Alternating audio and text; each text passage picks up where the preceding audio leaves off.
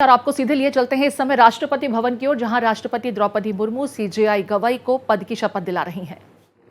जो भारत के उच्चतम न्यायालय का मुख्य न्यायमूर्ति नियुक्त हुआ हूँ। जो भारत के उच्चतम न्यायालय का मुख्य न्यायमूर्ति नियुक्त हुआ हूँ।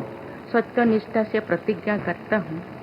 सत्यनिष्ठा से प्रतिज्ञा करता हूँ कि मैं विधि द्वारा स्थापित भारत के संविधान के प्रति मैं विधि द्वारा स्थापित भारत के संविधान के प्रति सच्ची श्रद्धा और निष्ठा रखूंगा। सच्ची श्रद्धा और निष्ठा रखूंगा। मैं भारत की प्रभुता और अखंडता अक्षुण्ण रखूंगा। मैं भारत की प्रभुता और अखंडता अक्षुण्ण रखूंगा। तथा मैं सम्यक प्रकार से और श्रद्धापूर्वक तथा अपनी पूरी योग्यता, ज्ञान और विवेक से मैं सम्यक प्रकार से और श्रद्धापूर्वक तथा अपनी पूरी योग्यता, ज्ञान और विवेक से अपने पद के कर्तव्यों का, अपने पद के कर्तव्यों का भय या पक्षपात, अनुराग या देश के बिना पालन करूंगा। भय या पक्षपात, अनुराग या देश के बिना पालन करूंगा। तथा मैं संविधान और विधियों की मर्यादा बनाए रखूंगा। तथा मैं संविधान और विधियों की मर्यादा बनाए रखूंगा।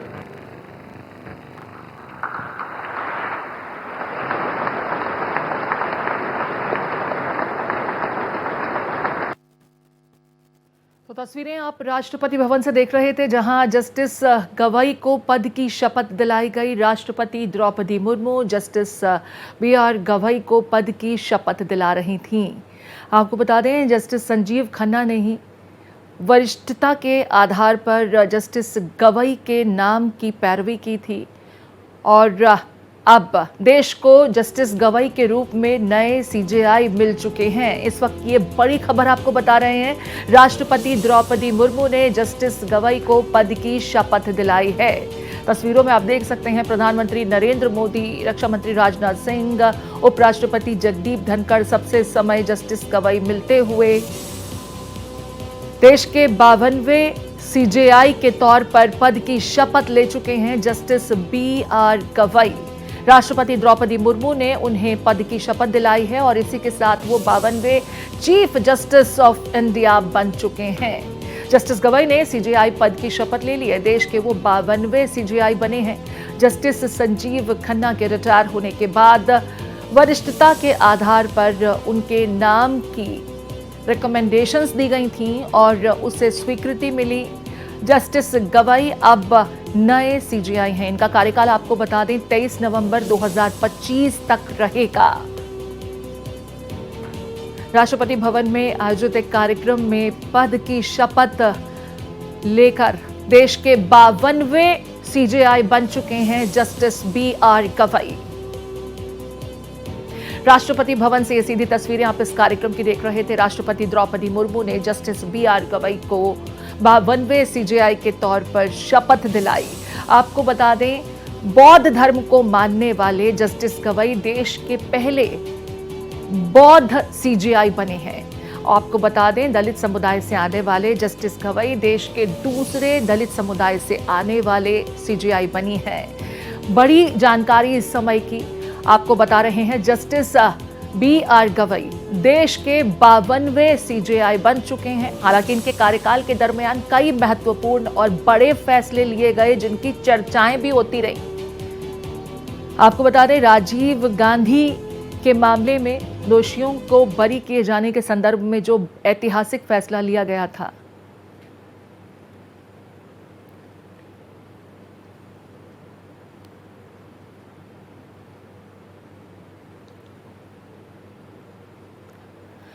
राष्ट्रपति भवन में आयोजित कार्यक्रम में जस्टिस BR गवाई ने पद की शपथ ली है।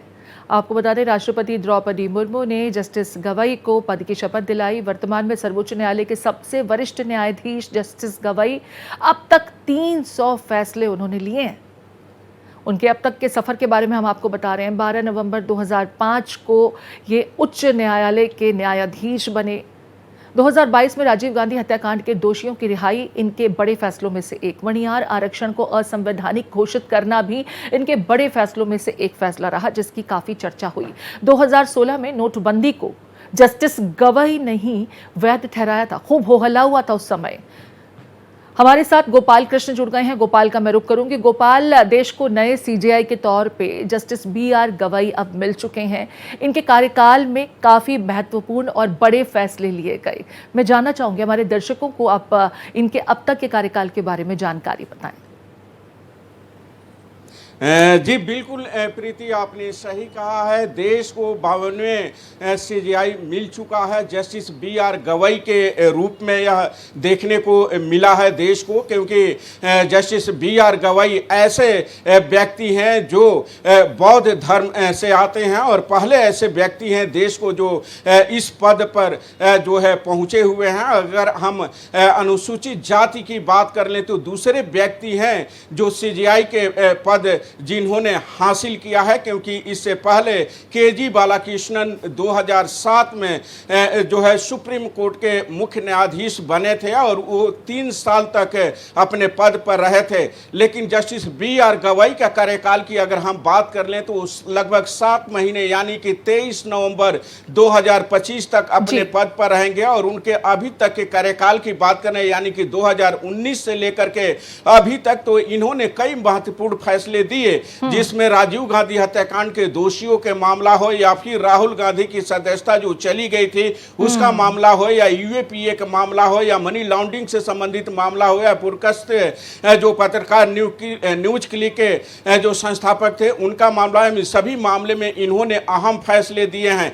लेकिन इनको इसलिए भी याद किया जाएगा जब 7 सदस्यीय संविधान पीठ आरक्षण के तहत आरक्षण देने को लेकर के बैठी थी। उस पीठ का हिस्सा भी जस्टिस बीआर गवई थे, जिन्होंने कहा था कि हाँ आरक्षण के तहत आरक्षण मिलना चाहिए। उसको लेकर के इन्होंने कुछ टिप्पणियां भी की थी जिसको लेकर के पूरे देश में चर्चा का विषय बना था। जस्टिस बीआर गवई की अगर हम बात कर लें कार्यकाल की, तो जब राहुल गांधी की सदस्यता चली गई थी उस समय जब कांग्रेस की तरफ से फाइल हुआ था राहुल गांधी की तरफ से सुप्रीम कोर्ट में, तो इन्होंने कहा था कि वो राजनीतिक फैमिली से आते हैं, उनका छोटा भाई कांग्रेस में है और क्या आप चाहते हैं कि उसके बावजूद भी हम इस याचिका पर सुनवाई करें। जिस दौरान केंद्र सरकार को से सॉलिसिटर जनरल तुषार मेहता और राहुल गांधी की तरफ से अभिषेक मनु सिंह भी मौजूद थे। उन्होंने कहा कि हमें कोई आपत्ति नहीं है, आप इस पर सुनवाई कीजिए।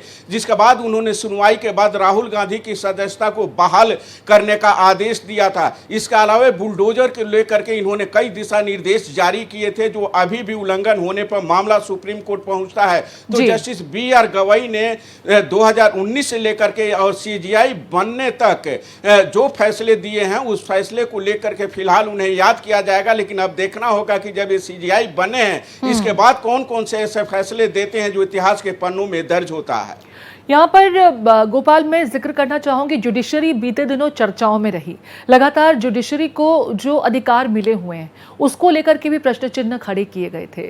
जस्टिस बीआर गवई हालांकि लगातार उनके फैसले बड़े कठोर रहे हैं और उसकी चर्चाएं हुई जिसका जिक्र आपने भी किया, और लोगों को अक्सर अपने फैसलों से उन्होंने चौंकाया है। कभी नोटबंदी को वैध ठहराते हुए तो कभी राजीव गांधी के हत्यारों को बरी करने का बड़ा फैसला। ऐसे कई फैसले हैं जिसका जिक्र अभी आपने भी किया। जस्टिस गवई को बड़ी जिम्मेदारी दी गई है। जानकार उनकी सीजेआई के तौर पर नियुक्ति को लेकर किस तरह की प्रतिक्रियाएं दे रहे हैं, क्योंकि मुझे लगता है मिला जुला रिस्पॉन्स मिल रहा होगा।